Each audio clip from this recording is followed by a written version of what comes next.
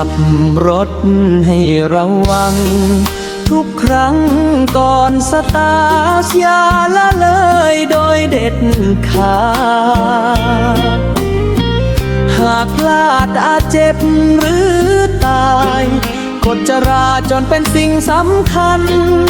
ทุกวันและทุกเวลาจะขับรถหรือเดินเข้ามาไม่โหยหาความประมาทคิดผิดหรือตัดสินใจผิดพลาดชีวิตอาจต้องเปลี่ยนไปด้วยความปรารถนาดีจากสถานีตำรวจภูธรบางแค